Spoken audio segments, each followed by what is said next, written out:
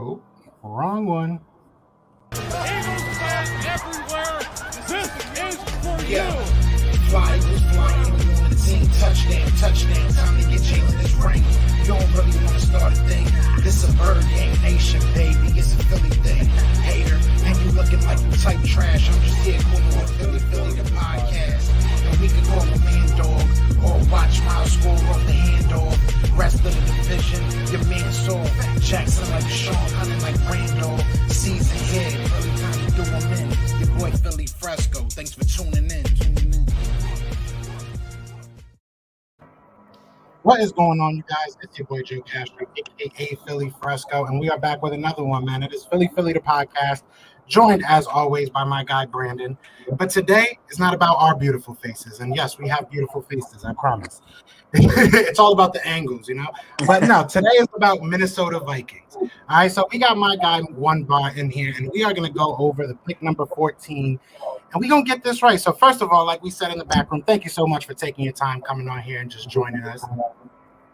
Yeah, absolutely, guys. Thanks for having me. I wish you say pretty faces. I wish I could have done you better. This is tough to look at. I got this Minnesota tan going on, so. Nah, trust me, you're outdoing us. Trust me, you're outdoing us. They're tired of our faces already. So before we get into any of the football stuff, before we talk any, actual draft night stuff, tell them where they can find you, what your channel's about, just what you do over there. Yeah, absolutely. So we are the Onebar and Lupagus show. We're Vikings. We do daily videos every damn day. Even if there's nothing going on, we force ourselves to get on there so they can see our mugs and talk a little Vikings football. Helps with the off season. My co-host Lupagus is on there, and we have a good time. We just started last April, so we're a little baby fresh to the YouTube channel. So we're having fun. It's always fun to talk football, and again, thanks for having me. Yeah, I think you guys are. We might be twins. We might be podcast twins. I think we started maybe like a month or two after you. So that's awesome. I love to hear. Yeah, and this is one of the most, not to go on too much of a tangent, but this is like, if this becomes a job for anybody, this is probably the dream. You know what I'm saying? You get to just sit and talk football. And watching your channel, you guys know what you're talking about. So it's always fun to kind of go back and forth with guys that do. So let's get into Vikings a little bit. Let's talk about the season. We all wasn't obviously what you probably wanted, just like with the Eagles. But what are your initial reactions of the Vikings season and how you feel? Can we move on to the next segment, or yeah? That was tough. That was tough to watch. In 2019, Vikings were 10-6. Nothing overly fantastic, but we'll take it. We'll take it. So heading into the season, I think a lot of Vikings fans, myself, was more like it's probably going to be about a 9-7, 10-6 season. Turns out I was shooting for the moon. The Vikings did have some changes this offseason. Obviously, the big trade. Players opted out. Michael Pierce, our big one-only free agent, big boom, opted out. Daniel Hunter got injured, so heading into the season, it was a little gross. And then in end of August, all of a sudden, we give out a second-round pick for Yannick Ngakoue, which did not pan out. He was there for about 5 weeks and traded him off. Highlight of his Vikings career, he played 6 weeks with the Vikings, still led our team in sacks for the year. That is, but to wrap the whole season up, we lost some players in free agency. Our secondary was pretty much decimated. We lost Rhodes, Trey Waynes, Mac Alexander, and we replaced them with some rookies. Rookies that we can get a little excited about. Jeff Gladney, first round pick. Cam Danzler, third round guy that outplayed his draft stock, no doubt about that. But they played their rookies at time, and our defense was definitely our Achilles heel. We went 7-9. At times, we looked like we were probably 1-15. It was a tough season to watch, no doubt about it. When we start out 1-5, it's a lot of beers were drank. A lot of beers were still being drank because of that. But it's funny when you look at Zimmer's record. Every other year, he'll have a losing record, winning record, losing record, winning record. So next year, winning record is on the books. Mark it up. It was a gross season. You can't sugarcoat it. There was some wins, obviously. Thank you very much. Justin Jefferson came out, had a great year. Dalvin Cook, one of the best running backs in the league. And we still got some guys on defense. And you know, every year Rick Spielman tends to trade away picks to make sure we get at least 40 draft picks every damn year. So we have a roster backloaded with some guys with some potential. So we'll see what happens. But overall, in a nutshell, pretty damn gross for Vikings fans. Yeah, and so just like you said, I mean, the Eagles were sitting there primed to get the wide receiver of the future, their best wide receiver we've had in forever, and we go ahead and draft Jalen Reagor and gift you guys Justin Jefferson. And what were your thoughts on just like how his season went and how not having Stephon Diggs and needing that replacement, that combo that the Vikings had for so long with Thielen and Diggs, pretty much unstoppable at times. How was that with Justin Jefferson there with Thielen? Well, it's crazy. Not only should, really Vikings fans going into that draft last year, Justin Jefferson was the guy that you think of like, okay, he would be fantastic. He's not going to be there. Let's just not even think about him. Jalen Reagor was the guy that, I mean, it seemed like really actually the Vikings liked that guy quite a bit. So Vikings fans were really on that train, thinking, okay, we need a receiver. We traded Diggs. He's going to be our guy. Very, very surprising the Eagles took him. Not going to complain about that one damn bit.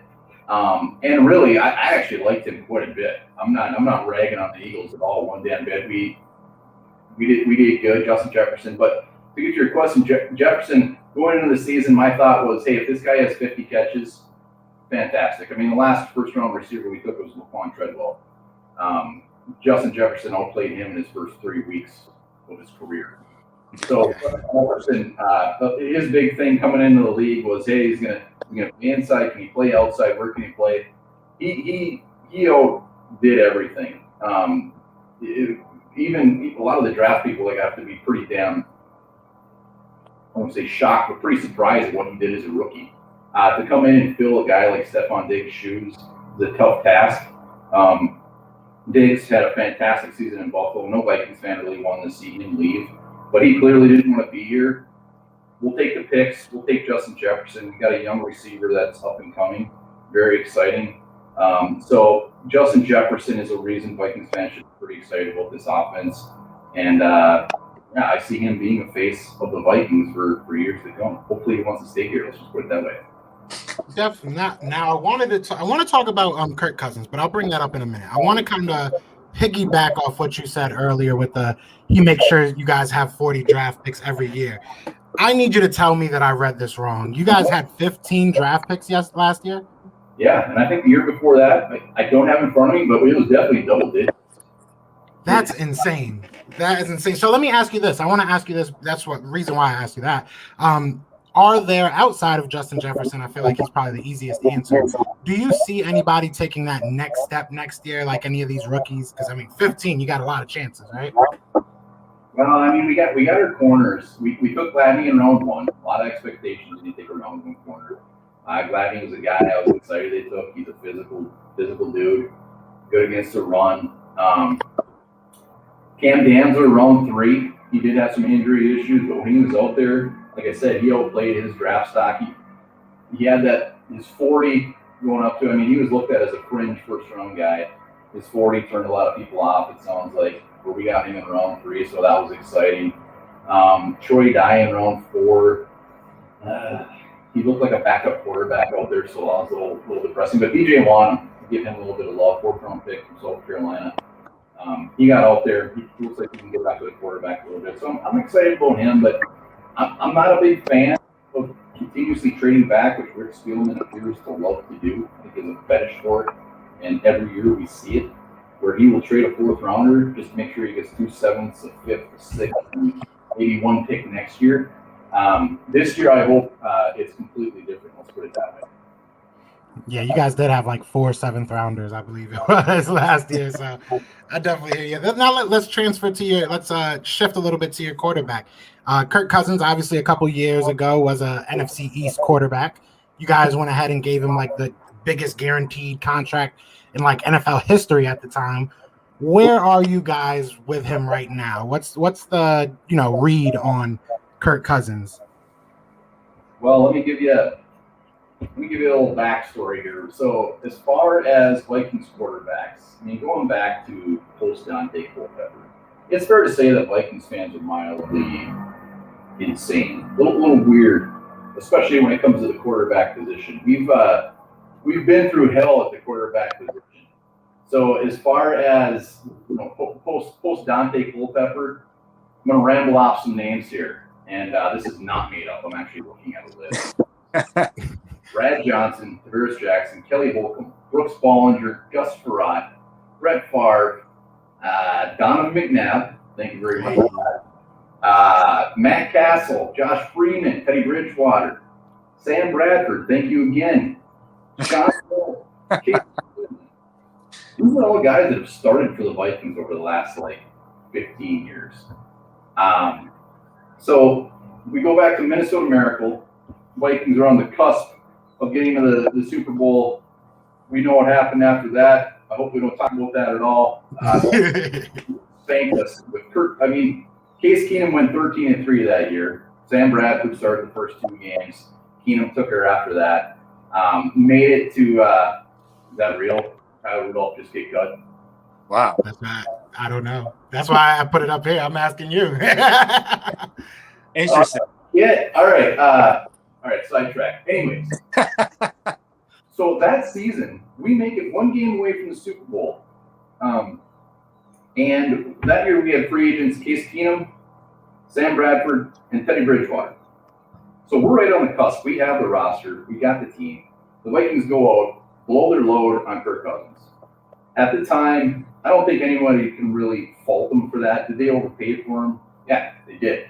But when you look at the players, quarterbacks that they had, when you're the Vikings, you have to overpay to get a quarterback because they've proven that they cannot bring in a guy and make him the guy.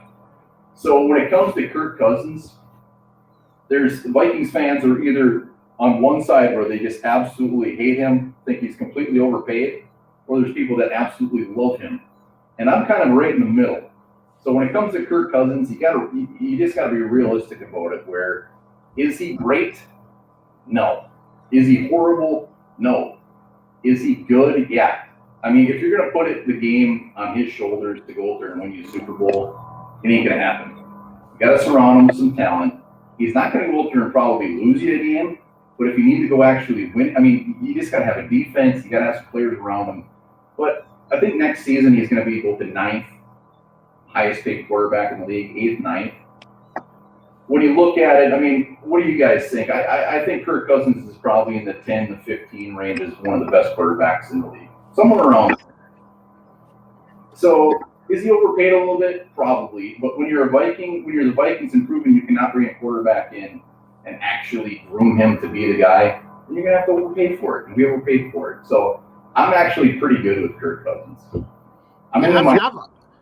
I've always thought, even when he was here, he'll put up the numbers. He's going to give you 300 yards. He's going to give you a couple touchdowns. He is who he is. You know what I'm saying? I think you were spot on in saying you can't necessarily – he's not a franchise changer. You know what I'm saying? I think he's one of those guys that you add on to a team that's very good, kind of like what, the Colts are trying to do with Carson Wentz.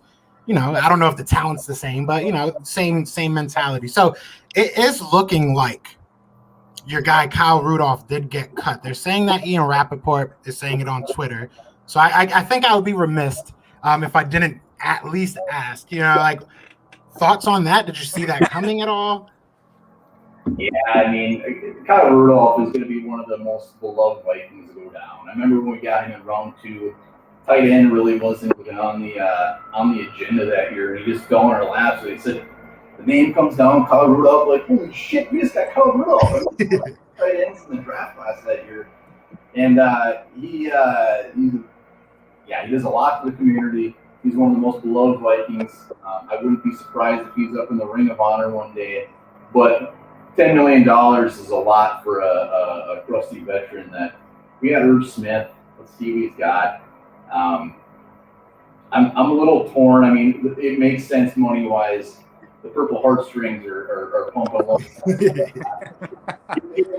I'm sure he's not done in the NFL. He'll catch on. He'll play with somebody. Hopefully he goes to a championship team, gets a ring or something. But when all is said and done, he'll be back in Minnesota doing what he does here. So. Talk about a coincidence, huh? We get a Vikings dude on here, and like one of their, like you said, beloved players gets cut right in the middle. That's pretty cool. That's pretty cool in a sense that we have you on here. But just a quick question, just to backtrack for 1 second. Did you think that Case Keenum deserved another shot the following year, or were you really okay with, like, you know, they're all free agents, let's start fresh and let's get a guy like Kirk Cousins to try to manage? That's a tough one because Case Keenum, I mean, come in and put up so Bradford played the first 2 games. I mean, Keenum also won 11 games that year.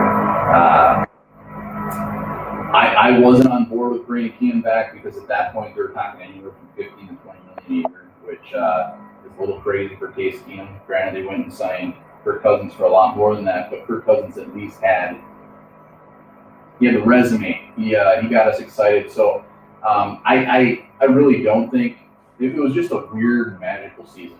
It was really weird. I mean, it's kind of weird to say that, but until we met you guys and dashed my dreams going to the Super Bowl. Rudolph, by the way, had the first touchdown in that game. Yep. And I remember when he scored that, I looked at everybody, I'm like, it's over. We got you guys scored so quick, too. I was so nervous. And after that, complete shit show. It was disgusting. But, no, I wasn't on board with Case Keenum. I was and still am completely all in on Kirk Cousins. And we have to be at this point because he signed through 2023. Mike Zimmer signed through 2023. This whole regime revolves around kind of everybody that's here.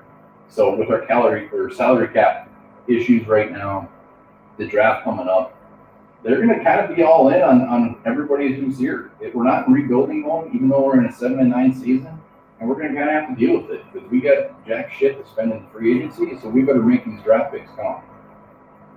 Yeah, and to keep on with that, with the draft picks, like, what do you think your goal is from this draft? You know, overall, sometimes I feel like, to kind of give you an example, I feel like as the Eagles, our goal is to get that superstar in the first round. You know what I'm saying? We really want that. What is your goal? I know you are kind of against the trade back at this point. You're kind of tired of seeing it, but, like, what are you thinking with that first round? Oh, it's going to be interesting. I don't know how you guys feel. This year's draft, even though we keep seeing, I mean, I wouldn't say it's standard, but you're seeing pretty much the same guys go in the top 15. I'm going into this draft thinking that there's going to be some serious wrinkles chucked in this thing. It's a weird year. Players opting out. Players not playing much. I mean, look at Trey Lance. We played 1 game.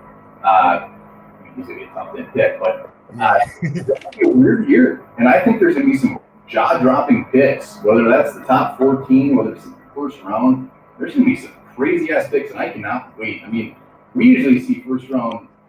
I mean, that's the best part about the draft. You see somebody else and go, and you're like, holy shit, I can't believe they took them. That is the best. I mean, that's probably what every other fan that wasn't a Vikings fan, when the Vikings took Ponder, everyone was probably just like, this is the best. This is the best. So, I don't know. I mean, it's going to be crazy at pick 14 with the Vikings do. I mean, honestly, I'm actually with the Vikings needs that they have. Unfortunately, it's not a great year to have these needs at pick 14 because we need a defensive tackle. We need Christian Barmore. He shouldn't be sniffing around pick 14. If we take him at pick 14, that's a reach. We need a guard. There ain't crap for guards there. I mean, maybe Rashawn Slater. You want to bump him in, but he's probably going to be gone before that pick. So we need an edge rusher. There's not really this whole little group of edge rushers that you generally see in the top 10. There's usually 2 or 3 guys that are going to go up there. So this in round 1, along with every other team in this league probably, I would love to trade back. But that's going to be the theme this year. Everybody wants to trade back a little bit.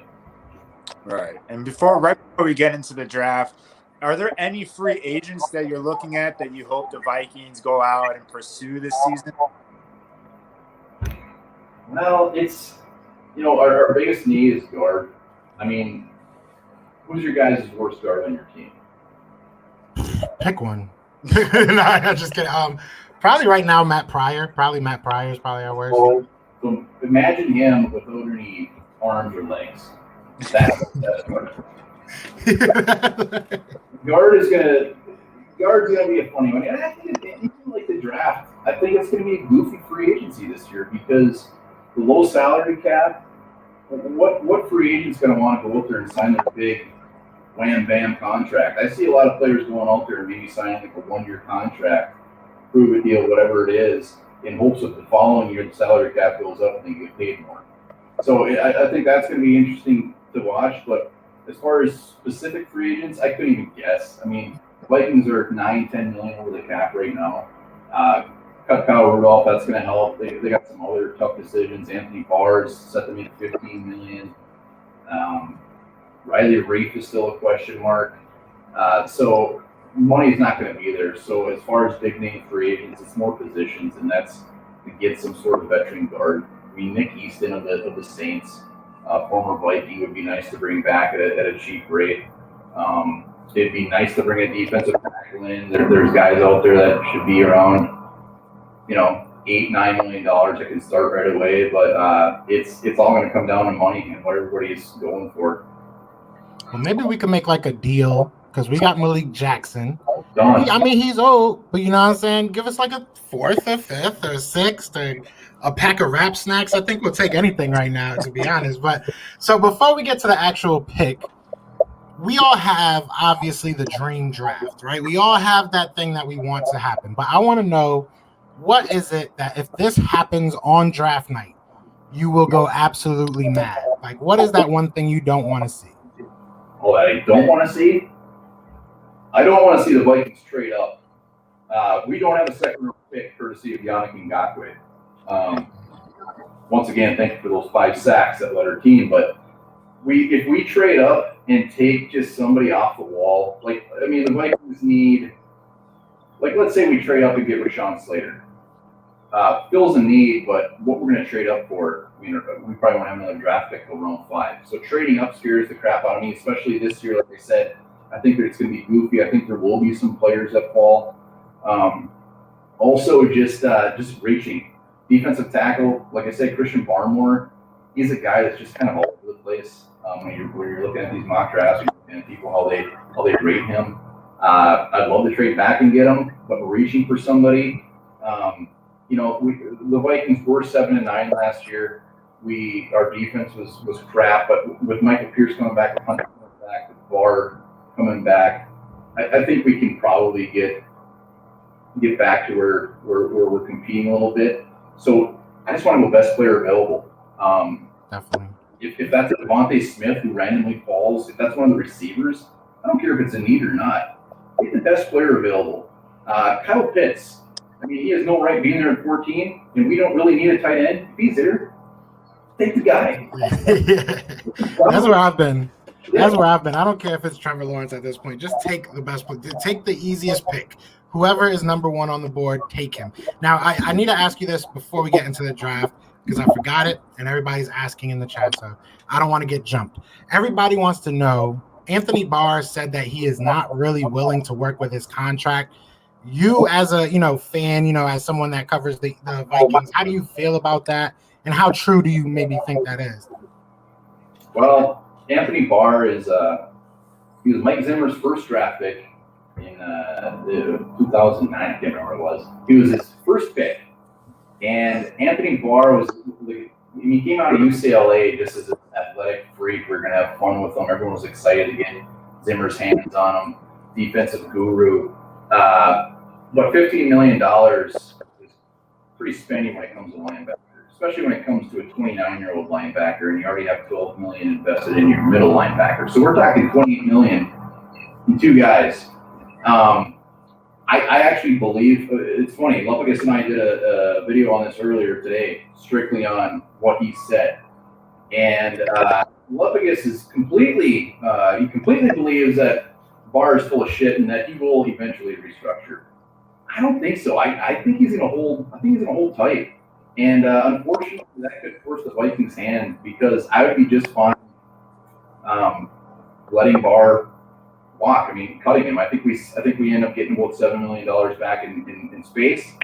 But when you look at the linebacker position, I would take that. I'd take the hit at linebacker. I'd put it towards deep tackle. I'd put it back in our secondary somewhere else, and then just deal with the fact that we might have some crappy linebackers. If we didn't have Kendricks in the middle, I'd say something different. But at $28 million in linebackers. That's a lot of money. Hey, shoot, I think we got wish. $1 million. We got 3. Yeah, we don't even have 10% of that. Ours is 2.8 million. We are paying our kicker more than our whole linebacking unit, like all of them combined, all of them. Your kicker, bring him on, man. We know that's an issue with the Vikings. Our kicker's trash too. There's a kicker. Hey, I like you, man. I wouldn't send our kicker to you, man. I wouldn't do that to you. So let's get into the pick, man. At number 14, who and why do you want? Who do you want, and why do you want the Vikings to pick up? Well, look at the guys that Slater just went to pick before me, so that makes it easy. Chargers sniped us. Slater could have been a nice day plug and play day one guard. Other than that, I mean. Looking at the guys who went before, there's a few surprises. I mean, nothing overly crazy, but I like the way this is shaking out. If Devontae Smith goes pick 3, I'll eat my hat and eat a beer bottle. But I'm under the assumption when it comes to the Vikings this year, whoever the pick is, it's not going to be like, oh my God, I can't believe we got him or something like this. It's just going to be like, all right, that makes sense. And my pick is just kind of a more of a boring. Okay, that makes sense. It's not great value. We didn't reach. So it comes down to Vera Tucker, the guard from USC, which I believe would be a little bit of a reach. He's a tackle/guard. He's going to be the guard for the Vikings. For Kwity Paye, defensive end from Michigan. So those are the guys. Greg Russo is constantly mocked the Vikings. He might be the next freaking Reggie White, but the one season of 15.5 sacks, that scares the crap out of me. So I'm going with the proven commodity. I'm going with the defensive end from Michigan. I'm going Kwity Paye. Not only does he have the best damn name in the draft, he looks mildly insane, and I love that. I need a defensive end that doesn't like you, and he doesn't look like he likes people. There's a way he's managing people. He's an athletic freak. He's got the size to back it up. And Vikings, they've been notorious for bringing guys in on the defensive line and taking them to the next level. I mean, look what they did with Daniel Hunter. They've taken some 7th rounders, Odenabo, Shamar Stephen, and they've just taken them to the next level, including Paye has the tools. So a guy like Andre Patterson, our defensive coordinator, I think would get very gay about Kwity Paye. And Kwity Paye would come in probably day one and push for that starting spot opposite Hunter. So you throw Hunter, throw Kwity Paye, Michael Pierce up there, and I'm feeling a little bit better. Not great, but I'm feeling better. See, now, honestly, you said not great value. I love the value of Kwity Paye at that position. To be honest, if I'm the Cowboy fans, I know you guys are in the chat. Please, cover your ears real quick. If I'm the Cowboys at number 10, I'm looking at him. I mean, I think he's by far the best defensive lineman in the draft this year, in my opinion. That's just my opinion. But I love the pick. I love the pick. I think he's a dog, like you said. What do you think, Brandon? No, I agree. I mean, the two places that you got to build in order to keep that foundation is the offensive line and defensive line. And if the guy that you want an offensive line is not there, then go ahead and bolster up that defensive line. Because like you said, Hunter's going to be healthy this season. You get a guy opposite him that's no longer Yannick Ngakoue, his last name. And just say blah, blah, blah. It works. So you need to fill that spot. You need that void. And you have young defensive back. You have young corner. Their best friend is a great defensive line rush. So I think I like that pick a lot. Yeah, you nailed it because our young secondary last year was out there. I mean, the quarterbacks had 10 seconds in the pocket, and they're just like, we were making them look bad. So you can never have enough pass rushers. And you're right, Kwity Paye, he could be one of the guys when I say that this draft is going to be crazy. He can go way ass earlier than anybody expects. And if he starts lasting around for the Broncos, the Cowboys, the Giants, Vikings fans will be shitting themselves just hoping that he actually slides, because in that area, those teams all need some edge. So if Kwity Paye is gone and it shakes out like this, I don't know what they'll do. I mean, they're going to kind of have to reach a little bit, and it scares the crap out of them. Yeah, I mean, it's the age-old question of, do you go with need or do you go with BPA? You know, I feel like we've heard that term, best player available. There's very, very few instances and very few teams that have the luxury of going best player available. Maybe like I feel like the Packers are probably the only team that will reach for best player available, like going and getting a quarterback when you don't necessarily need one. You know, those type of things I see, but outside of that, you have to try and marry the two. And I think Kwity Paye, if it's to shake up like it is, like you said, I think that's the perfect marriage of both of the things that you want in that first round pick. So I love it. I'm not mad at it at all, man. Not mad at it at all. This is getting crazy. So now we're going to go on to number 15. We're almost halfway done, Brandon. I know. Almost halfway done. This is getting good. This is interesting and less predictable. Yeah, when we first started this, I did not think we were going to get past 10, but it's gotten even more and more fun. So listen, Onebar, I appreciate you coming on here so much and just talking shop with us, man. We got to do this again, maybe closer to free agency and the draft. Absolutely, guys, man. This is a blast. Appreciate you having me. Definitely. So I'm going to have all of his links to, the YouTube channel and everything in the description. So please definitely go check him out. Go show love. Is there anything you want to say before we get out of here, Brandon? No, just go make sure you guys sub them up. Check out the content. I know this is the Eagles page, but hey, if you love football, we have no malice against the Vikings. They have a cool history with AP and everything.